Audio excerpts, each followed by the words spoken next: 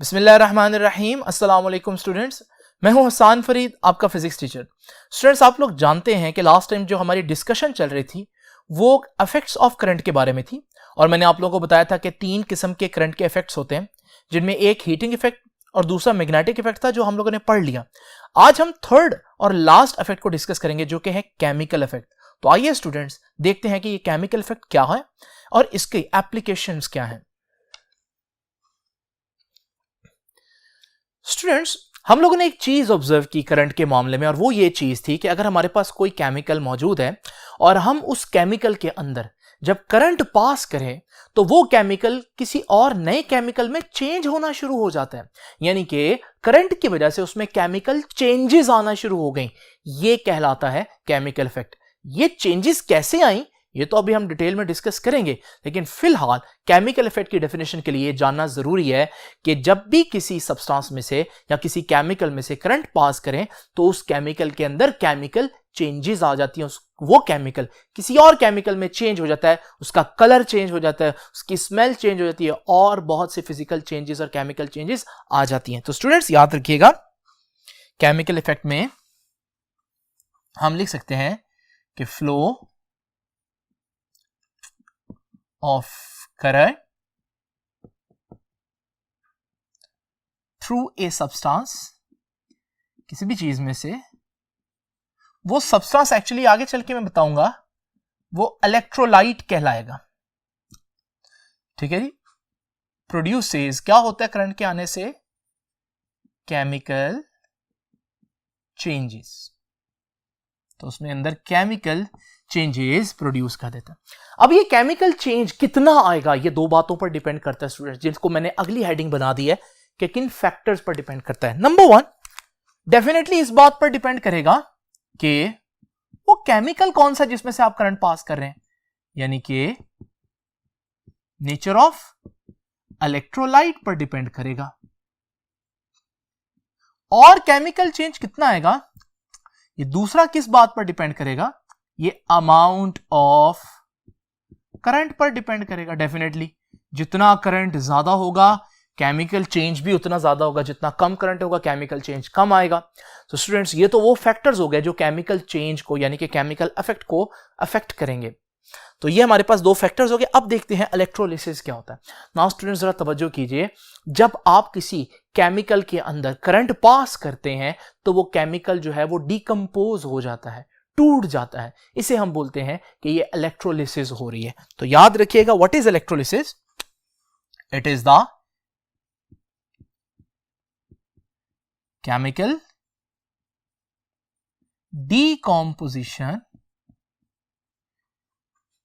decomposition of an electrolyte। कब जी? when current passes through it।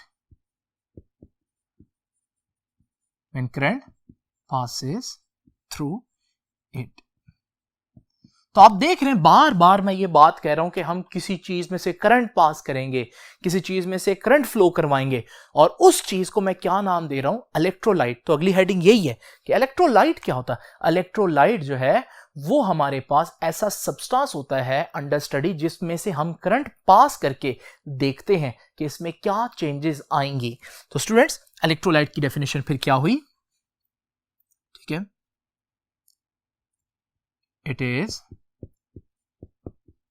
the chemical through which current is passed, through which current is passed। ये कोई भी चीज हो सकती है, ये हमारे पास कोई सॉल्यूशन भी हो सकता है। जैसे मैं नमक को अगर पानी में मिक्स करूं तो ये जो सॉल्यूशन है ये भी एक इलेक्ट्रोलाइट हो सकता है, इसे हम ब्राइन कहते हैं। केमिस्ट्री में आप इसको भी यूज करेंगे। ये जो हमारे पास सॉल्यूशन है ये कोई और मोल्टन स्टेट भी हो सकती है किसी चीज की। यहां जो आज मैं एग्जांपल लेकर चलूंगा स्टूडेंट्स, उसमें आज का हमारा इलेक्ट्रोलाइट क्या होगा जरा देख लीजिए। ये कॉपर सल्फेट है। इस कॉपर सल्फेट का फॉर्मूला होता है CuSO4। इसमें Cu जो है वो कॉपर है, SO4 जो है वो सल्फेट है। अभी आप ये देख रहे हैं सॉलिड फॉर्म में, अगर मैं इसको पानी में मिक्स कर दूं तो ये बन गया कॉपर सल्फेट का सॉल्यूशन। ये है हमारा आज का इलेक्ट्रोलाइट जो मैं एज एन एग्जांपल लेकर चलूंगा केमिकल इफेक्ट समझाने के लिए। तो हमारे पास वैसे तो इलेक्ट्रोलाइट बहुत किस्म के हो सकते हैं, लेकिन आज जो इलेक्ट्रोलाइट मैं ले रहा हूं उसी की एग्जांपल लूंगा। तो बहुत हो सकते हैं, लेकिन आज जो हमारी एग्जांपल है वो क्या है?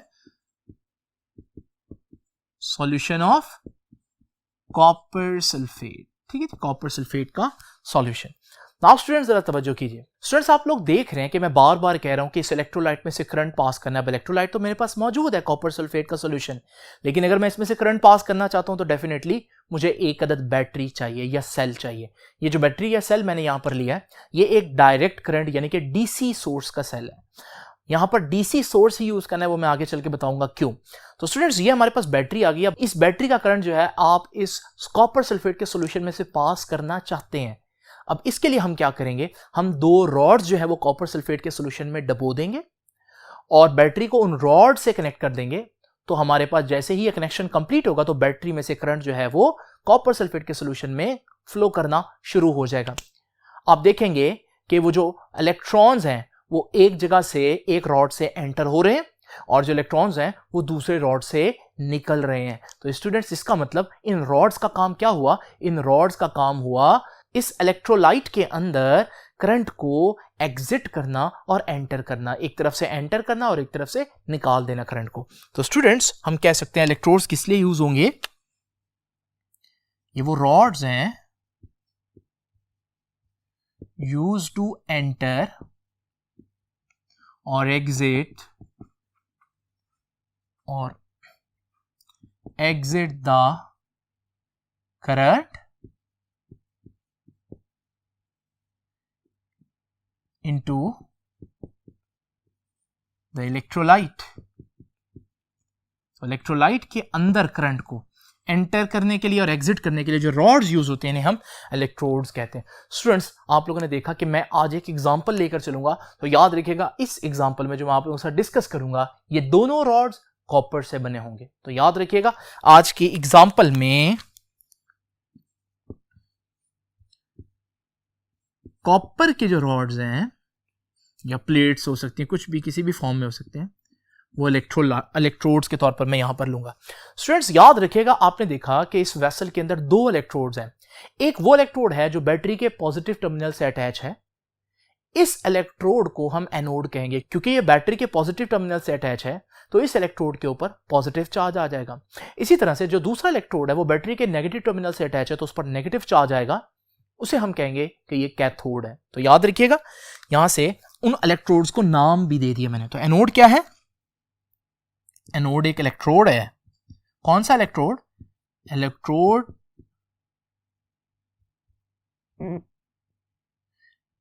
Connected to positive terminal of battery.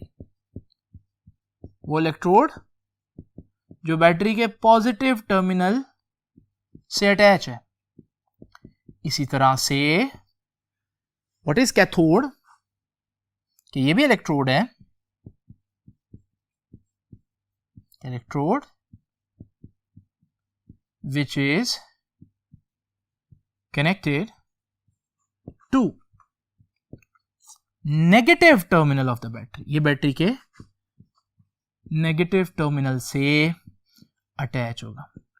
और आज की एग्जांपल में हमारा एनोड भी कॉपर का है और कैथोड भी कॉपर का है क्योंकि मैंने कॉपर के ही रॉड्स लिए।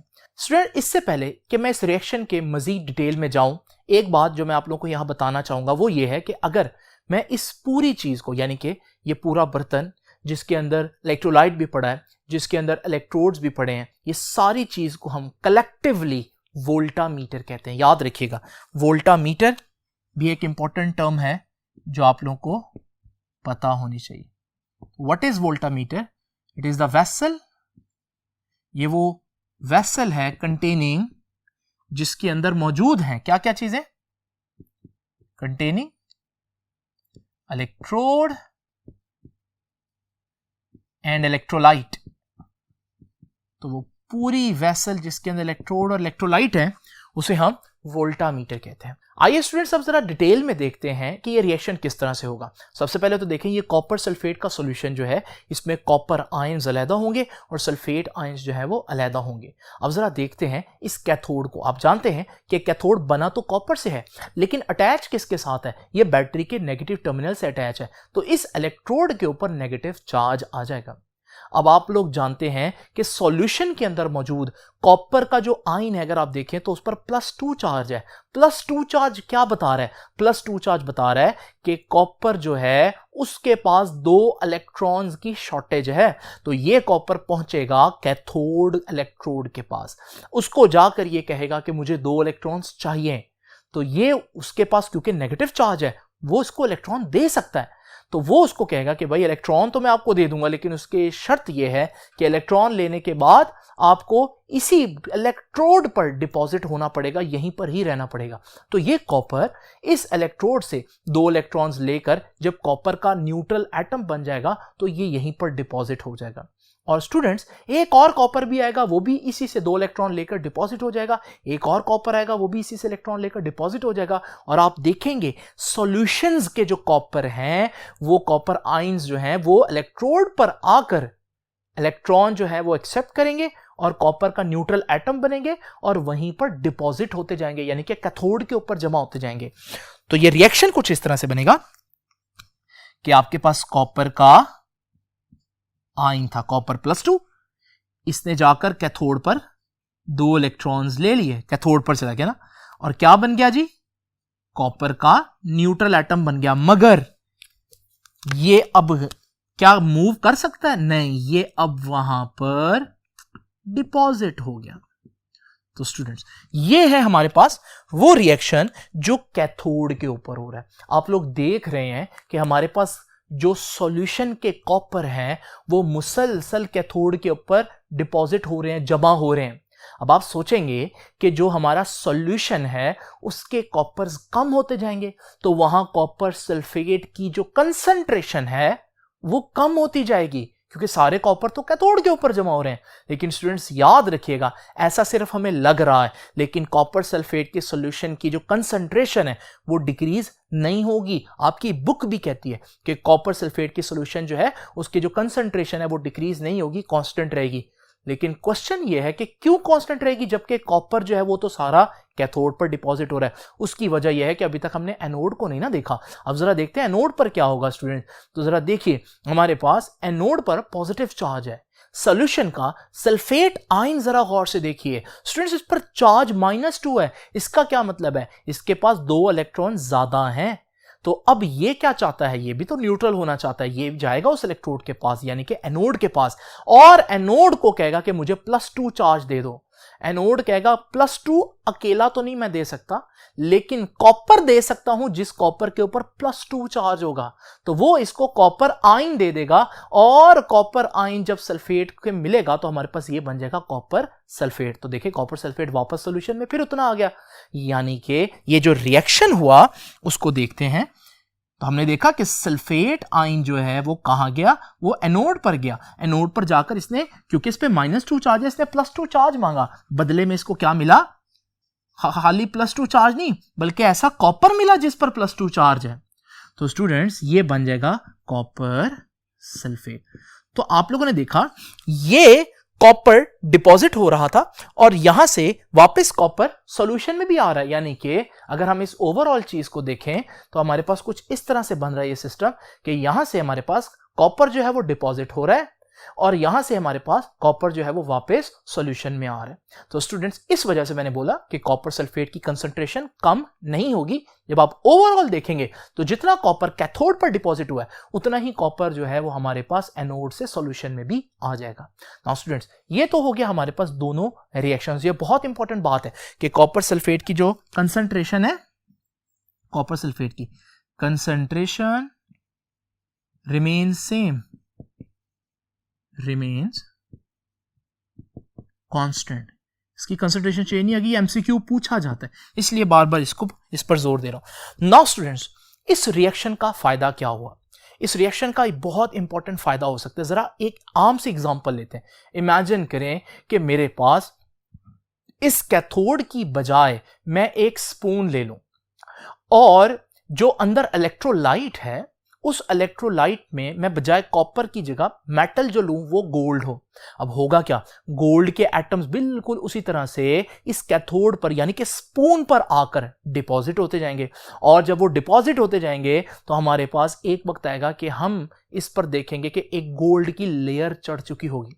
इसे कहते हैं कि हमारी जो स्पून है वो इलेक्ट्रोप्लेट हो गई है। आप लोग जानते हैं हम बर्तनों को, जेवरात को, अक्सर चीज़ों को इस तरह से सोने का पानी चढ़ाते हैं, हम इसको उर्दू में कहते हैं। असल में हम क्या कर रहे होते हैं, हम उस पर इलेक्ट्रोप्लेटिंग कर रहे होते हैं। क्यों कर रहे हैं इलेक्ट्रोप्लेटिंग? क्योंकि सोना तो बहुत एक्सपेंसिव है, तो हम डेकोरेशन के लिए समटाइम्स अगर एग्जैक्ट गोल्ड नहीं ले सकते तो हम ऐसी चीजें ले लेते हैं जिन पर हम गोल्ड का जो है वो पानी चढ़ा देते हैं।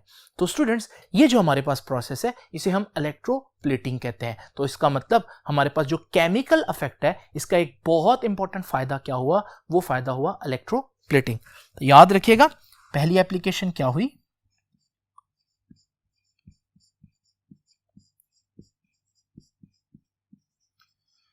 पहली एप्लीकेशन इलेक्ट्रोप्लेटिंग। इलेक्ट्रोप्लेटिंग होता क्या जी, जैसे कि मैंने अभी आपको बताया कि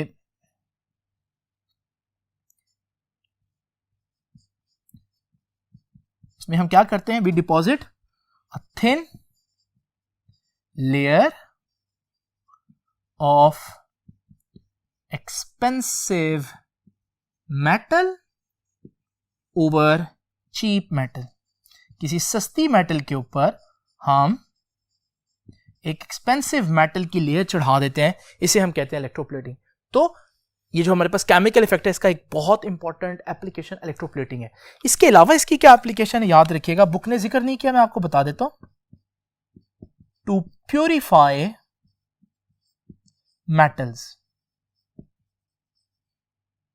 मेटल्स को प्योर करने के लिए, आपको पता है मेटल्स जब जमीन से निकलते हैं उनमें इंप्योरिटीज होती हैं, उन इंप्योरिटीज को खत्म करने के लिए, मेटल्स को प्योर करने के लिए भी हम यूज करते हैं। उसकी डिटेल में अब मैं नहीं जाऊंगा क्योंकि आपकी बुक ने उसको डिस्कस नहीं किया। स्टूडेंट्स, एक आखिरी बात हम लोग देखते हैं, इलेक्ट्रोप्लेटिंग जिस चीज की करनी है, यानी जो स्पून लेना है या जेवरात लेना है, उसको हमने क्या बनाना है, याद रखिए उसको हमने कैथोड बनाना है, क्योंकि कैथोड पर आकर मेटल जो है वो डिपॉजिट होती है। तो ये याद रखिएगा, इलेक्ट्रोप्लेटिंग कहां होती है जी, electroplating is done on cathode. इसका मतलब है कि वो जो चीज जिस पर आपने धात चढ़ानी है उसको आपने कैथोड बना देना। अच्छा, दूसरी बात स्टूडेंट्स, आप लोगों को मैंने स्टार्ट में बताया था कि हम सिर्फ डीसी सोर्स लेंगे। डीसी सोर्स क्या सोर्स होता है, ये हमारे पास जो सेल है ये डीसी सोर्स है, क्योंकि इसका पॉजिटिव टर्मिनल हमेशा पॉजिटिव रहता है, नेगेटिव टर्मिनल हमेशा नेगेटिव रहता है। लेकिन हमारे पास और भी सोर्सेज हैं, इनमें हम एक एसी सोर्स यहां पर डिस्कस कर लेते हैं। एसी सोर्स क्या होता है, एसी सोर्स कुछ इस तरह की चीज होती है जिसका पॉजिटिव टर्मिनल हमेशा पॉजिटिव नहीं रहता, बल्कि कुछ देर के बाद वो नेगेटिव बन जाता है और नेगेटिव टर्मिनल पॉजिटिव बन जाता है। फिर ये इसी तरह से रिवर्स करते रहते हैं। यानी कि मैं आसान अल्फाज में अगर कहूं तो एक एसी सोर्स ऐसे है जैसे आप एक बैटरी को बार बार उसका कनेक्शन चेंज करें। याद रखिएगा, एसी सोर्स जो है it is not good for electrolysis. ये हमारे पास केमिकल इफेक्ट नहीं कर सकता। क्यों नहीं कर सकता? क्योंकि स्टूडेंट्स, जब ये पॉजिटिव टर्मिनल जो है इलेक्ट्रोड से अटैच होगा तो ये एनोड बन जाएगा, लेकिन जैसे ही ये दोबारा रिवर्स होगा कनेक्शन तो हमारे पास ये कैथोड बन जाएगा। तो जितना केमिकल चेंज आया था वो वापस रिवर्स हो जाएगा। जो कॉपर डिपॉजिट हुआ था पहले, जो कॉपर वो दे रहा था, अब वो डिपॉजिट करना शुरू कर देगा। फिर अगले लम्हे वो कॉपर देगा, फिर अगले लम्हे वो डिपॉजिट करना शुरू कर देगा। तो जब आप घंटे बाद भी देखेंगे तो आपके पास कोई केमिकल चेंज नहीं आया होगा। इसलिए आप याद रखिएगा, अगर आप केमिकल चेंज देखना चाहते हैं तो करंट का एक डायरेक्शन में फ्लो करना जरूरी है।